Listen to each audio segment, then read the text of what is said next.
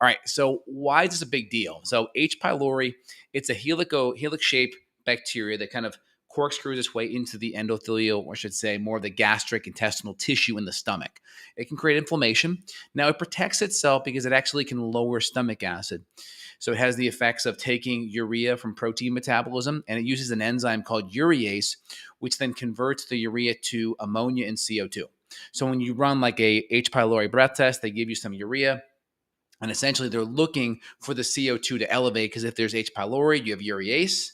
The urea that comes in from the drink will then get converted to CO2. So they're looking for that elevated CO2 level to say you have H. pylori. Now, on the back side of it, though, you have ammonia. Now, what's the pH of ammonia? Ammonia has a pH of 11. So that can take that stomach acid environment of the stomach, that HCl environment of around 2 to 2.5, and it can bring it up.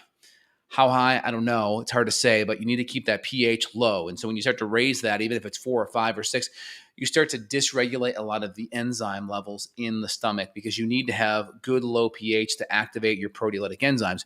And when you go like from 4 to 5 or 5 to 6, even though that's a 1, that pH scale is logarithmic, right? pH stands for potential hydrogens.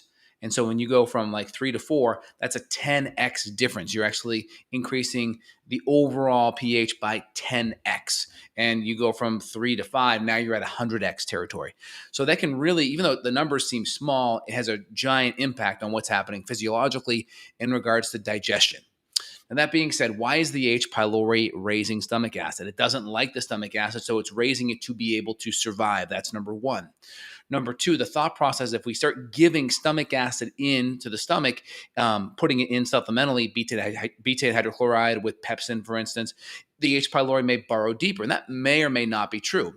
We have to kind of have a good foundational kind of discussion of what our goal is. So the first goal I have with patients, most patients that have H. pylori, they very rarely have that by itself. Usually H. pylori, there may be SIBO or bacterial overgrowth, or maybe even another kind of parasitic infection, or even candida or fungal overgrowth present as well. There could be a whole host of things.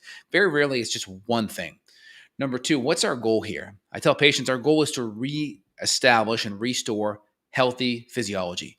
So if you have bloating and burping and poor motility, you're not breaking down your food. So the first thing we want to do is lower inflammation, get nutrient density up, good diet, good changes like that.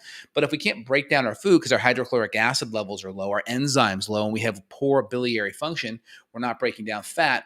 The first thing is we want to bring up function.